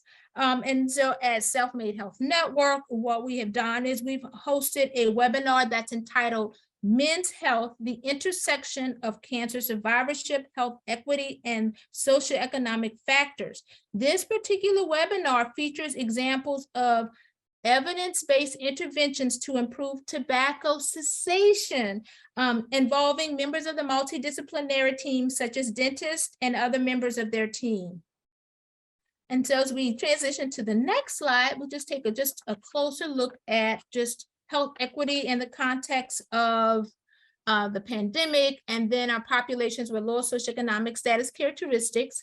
So we traditionally in public health talk about upstream factors such as lack of access to healthy foods, or areas that are comprised of higher rates of food insecurities. And so this is important because once again, as we think about tobacco cessation and trying to ensure that more low-income populations at least seek and perhaps utilize these evidence-based services, you want to ensure that you consider factors such as, once again, that fear of tobacco post-cessation tobacco weight gain. Especially among not only your pregnant and postpartum women and low-income populations who have no chronic diseases, but also our low-income populations who may have a chronic disease. So for instance, they may have diabetes, and they smoke. Okay, so they may have diabetes and they smoke. And so for them, the barrier to them is that if they quit smoking, they'll gain more weight. And maybe their BMI, their body mass index is already a little high. So to them, it's safer for their perception is, I'd rather not gain any more weight. So that's why it's important to always ensure that we include members of the multidisciplinary team as we're addressing tobacco cessation, especially among our populations with chronic diseases. And so that includes bringing in your registered dietitians as well. Okay, and so these factors that are just shown above. Oh, and then lastly, what's so important, especially among our low-income populations, at the same time, it's important to take into account unconscious biases of healthcare professionals that have an unintentional detrimental effect on access, timeliness, and quality of care that's provided to our low-income populations. And so including those who use tobacco products, because they may fear that, or they may have had an unpleasant experience that involved them being stigmatized about using tobacco products, or encountering an encounter with a healthcare professional where they feel that lung cancer stigma has been addressed and not in a friendly manner. So as a result, they don't want it. They're afraid to take the next step regarding improving their health. And then lung cancer screening, sometimes it's just that stigma that's involved with having, a low income, and then another layer of stigma, a tobacco product user, and then that other stigma, okay, now you're a tobacco product user, And then you have a diagnosis of lung cancer. And so those stigmas combined, whether they're perceived or actual, may also impact when a member of the low-income population, or when low-income populations may decide to take that next step regarding improving their health care. And that ultimately, once again, impacts tobacco-related disparities. So on the next slide, as we talk about just tobacco-related disparities and then cancer-related disparities, of course, it can occur throughout the cancer control continuum. So that's beginning with screening and prevention through survivorship. But I love this model because this model, it's shown from a rural health perspective that can be applied to medically underserved areas. So it's also important to ensure that everyone at the table understands that medically underserved areas include both rural and metropolitan communities as well. And then within this model, even as you're addressing tobacco-related cancers, is important to not only take into account just at the micro level, just some characteristics that may enable individuals to utilize services. So remember, we want to make it easier for our low-income populations to utilize tobacco-related services, but also at the macro level in ensuring that there's not only adequate access to routine care, but also that our low-income populations feel comfortable enough to disclose what their actual tobacco product use is, including if they are a dual user or a poly tobacco product user. And so as we think about this model, we at Self-Made Health Network hosted another webinar that is accessible to everyone that's entitled Expanding the Delivery of Tobacco Cessation Interventions in Rural Health Clinics to Improve Outcomes. And it also includes resources as well. And then one example of just highlighting access to care is shown on the next slide. And so public health, this is just so wonderful. So the most current version of the 10 essential public health services model was revised in 2020. It was established, it was created or developed in 1994. But this is the very first time that this model is centered around equity. This is so wonderful. So this model was revised in 2020, includes equity, but it aligns wonderfully with the recent release of the relaunch of the Cancer Moonshot National Initiative, because within this public health service model is number 7, assuring an effective system that enables equitable access to individual services and care. So that includes evidence-based tobacco cessation services that are needed to be healthy. And then within this newly released report, the report was released earlier this year, the Cancer Moonshots Cancer Panel Report, Closing Gaps in Cancer Screenings, cancer screening, connecting people, communities, and systems to improve equity and access.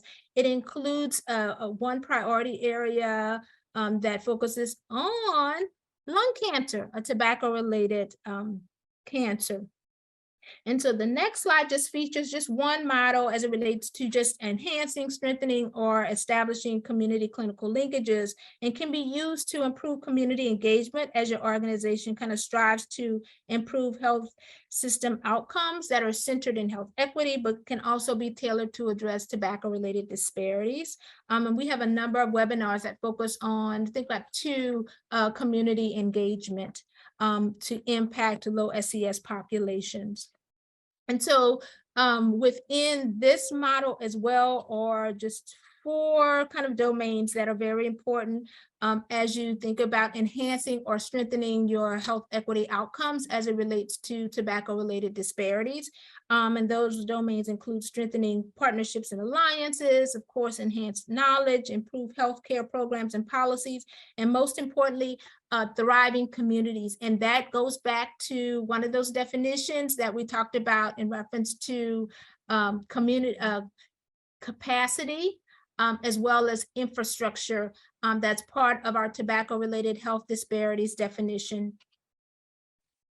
And the next slide just features just a model of just how to either establish or strengthen equitable access to cancer services, and that includes those services to address tobacco-related cancers, but it also can be used to address tobacco-related conditions such as COPD as well.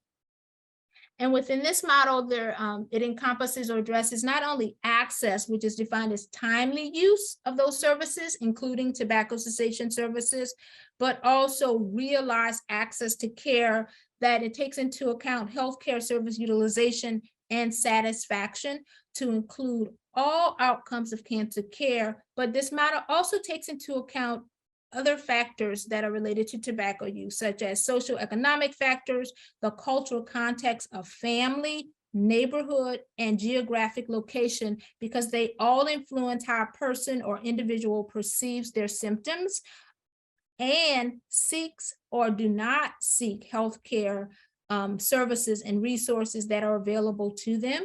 And another resource that's really wonderful is the American Cancer Institute's billing guide for tobacco screening and cessation. Next slide. And so we're almost to the end. I included additional slides, so you'll have additional slides to view at your own pace.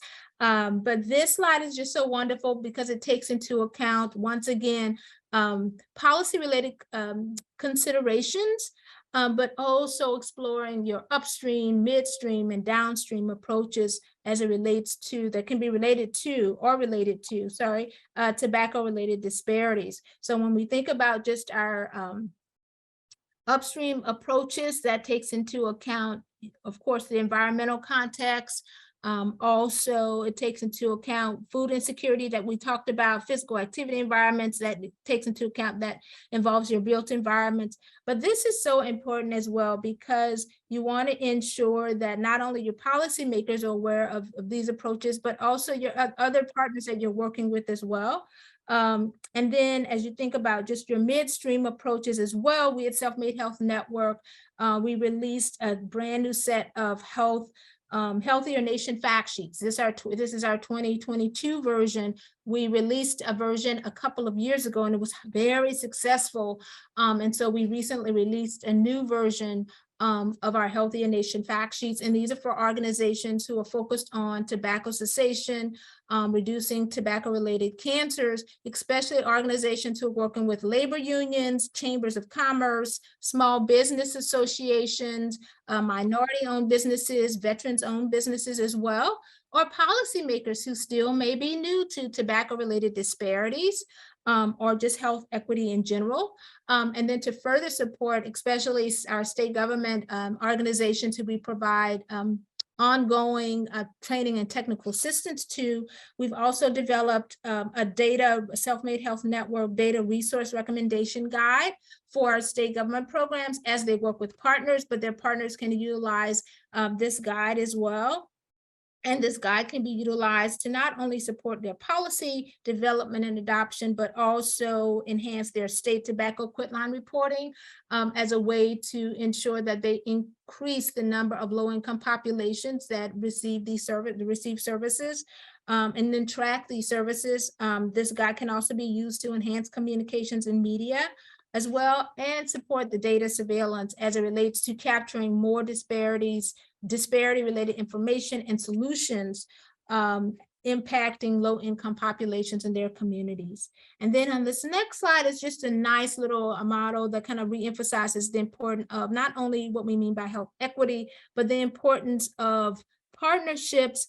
But I want to just kind of draw your attention to not only the box that's entitled Creating a Culture of Equity, but that the box on the opposite side, implementing a roadmap to reducing disparities. And so as we drill down within that box and we look at the recommendation that's entitled Design and Implement Care Interventions, we at Self-Made Health Network in the last 2 years, we partnered with our CDC sibling, the National LGBT Cancer Network that focuses on tobacco-related cancers, to sponsor a webinar that's entitled, and it's on our website as well, in addition with the resources, but the webinar is entitled Patient-Centered Care, Delivering Appropriate Health Care to LGBTQ Populations Across the Lifespan. including teens and adults. And that includes best practice, promising and best practices to address tobacco cessation among adults, as well as youth or adolescent populations. And then this next slide just features just a nice little equity framework to help organizations maybe measure how effective their equity approaches are, or maybe identify where some gaps are as well, as it relates to not only addressing tobacco-related disparities from a policy context, but from a programmatic context as well. And then just based on today's presentation, the next two slides just feature just general questions that you may want to ponder as you begin to prioritize or formulate the direction that you want to take as a state or as a healthcare system, as a community, or just different levels for reducing disparities over the next 6 months, 9 months, over the next year as well. So for the sake of time, I won't go through all the questions. May I just draw attention, maybe 2 questions per slide. And so one of the questions is, for instance, how might policy change have different effects along the tobacco use continuum and lifespan of vulnerable populations? Will any populations or communities disproportionately or unfairly benefit from this decision directly or indirectly? So this is one way to take into account unintended consequences when you're maybe revising or developing policies or programmatic or making programmatic decisions. All righty, and so we're going to wrap up for the sake of time, but everyone, you are welcome to utilize all these slides. And I'll just turn it back to you, Casey. Thank you. Sorry, I want to make sure we included everyone. Wow, thank you so much for all of this information and these models, which were really quite helpful in getting us to think about some of the work that we do. Like Dee said, we will be able to share these slides with you in a PDF format to take home with you and use in your communities. I do want to pause though, because this was such great information, and ask if there are any questions from the audience, since we have Dee on the line right now.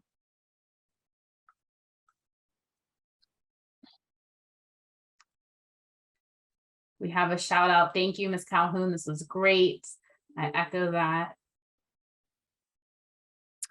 There is a question. You mentioned environmental factors like family members who are smokers. As providers ourselves, what suggestions do you have for us to connect with patients who want to quit but are in these situations? Oh, this is a fun question. Thank you. So the good news about our national network, along with some of our other colleagues, is that we work with a number of states across the country, and then their partners as well, including health system partners. So what we have done as a network in the last year and a half is, as I'm working with states, I asked them to use the approach of a family. It's a family-centered approach to tobacco cessation.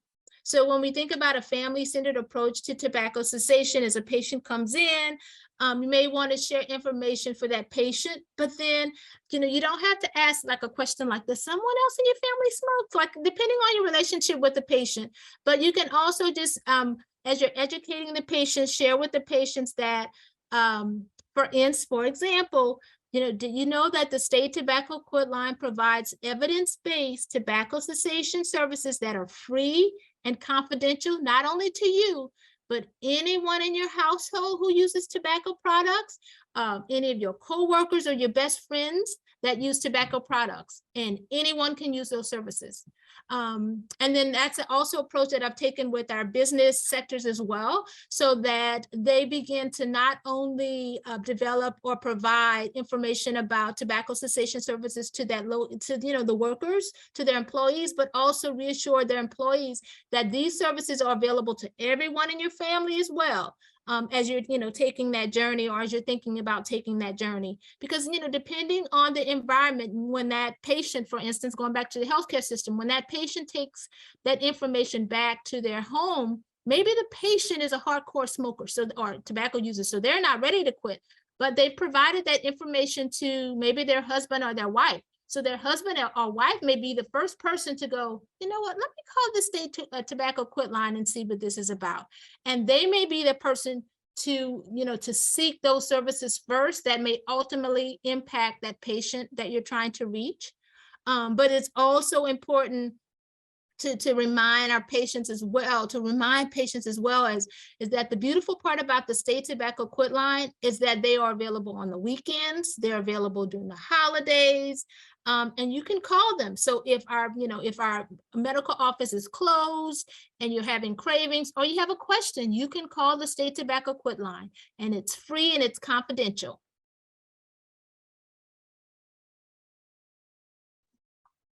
Thank you so much. And again, we will include Dee's contact information as well as Dr. Donnie in our summary of the meeting today. So with that, we are going to move on to just the last segment of our meeting today. I appreciate everyone who has hung on the line for just a few. Bye, Dee. I appreciate everyone who has hung on the line for just a few extra minutes today. I am pleased to tell you all a little bit about a prenatal pilot that we have here at Adagio Health. It is called Healthy You, Healthy Baby. This kicked off in March of 2022 in honor of Women's History Month. And here at Adagio Health, we have been able to work with a set cohort of women who we have identified through our own medical offices, through hospitals, partnerships with providers such as Planned Parenthood, Pittsburgh Mercy Behavioral Health, and local events that we have attended as folks who are at outreach tables. And we are able to work with the specific cohort of prenatal or recently postpartum women who are using any kind of tobacco or nicotine product. They are enrolling in our typical 8-week cessation class, whatever environment is most comfortable with them. So that be virtual or in person, even a potential group or individual course. So they receive weekly counseling and additional supports and check-ins after they have officially quit and gone through the 8-week course. What is unique about this program is we are able to offer incentives through the form of gift cards to a baby-specific store to help new moms or moms to be quit these products, which we know, as Dee was talking to us about, that are so detrimental to both baby and mom's health. So we're excited to announce that we have officially enrolled our entire cohort of participants, and there are currently several moms who are going through the program and working towards their quit day. Almost all of the women who started in the program have successfully quit and are finishing the program. And we continue to offer additional support along the way at 30, 60, 90-day check-ins. We cannot thank our partners enough, specifically AHN Women's Care, UPMC Community Care Behavioral Health, Beverly's Baby Showers, Nurture PA, and PA WIC for referrals to our program. Next slide, please. We've been provided just incredible testimony from some of the women who have been able to participate in this program. As you can see the quotes on this slide, they're not only very appreciative of the financial support that we are able to lend to by quitting these nicotine products, but more so the emotional support to quit through this process. They know that they're making better decisions for their health and for their family's health. And we can't wait to hopefully continue this program as we secure funding in the future. Next slide. So I'm pleased to welcome our Allegheny County Program Manager, Hannah Cristofano, who will tie up some loose ends from this meeting and send us out.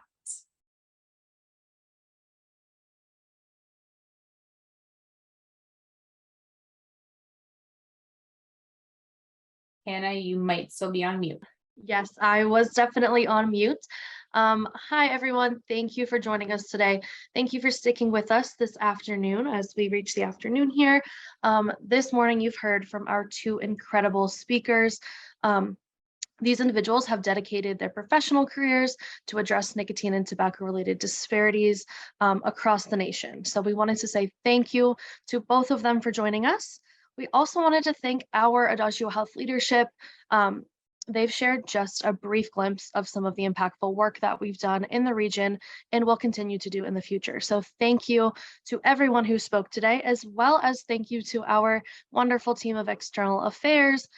We had Liz Reed have us organize this meeting, and she has been instrumental in the work that we bring to the community and to our clients. So also, we could not do what we do without our partners. So all of our partners on the call today, thank you for all of the work that you do in both of our regions. We, again, could not do what we do without your support. So thank you all for joining us today and for your continued support as we move forward with our initiatives. Looking ahead to the next year, we're excited to expand this work in the form of new pilot programs and addressing some of those vulnerable communities in both of our regions. We are excited to expand our already large footprint in youth prevention work and advocacy work, and also reaching more individuals that may be ready to start their quit journey. Wherever they are in that process, we're excited to support, to reach them, and to be helpful as they decide to quit. So again, we are excited to share all of these future endeavors with you all at our annual coalition meeting next year. Thank you again for your attendance today. If you have any further questions, you can direct them to the email list on your screen, our general tobacco-free Adagio Health email, and we'll be able to connect and answer those questions for you. So again, thank you all. We look forward to working together in the future.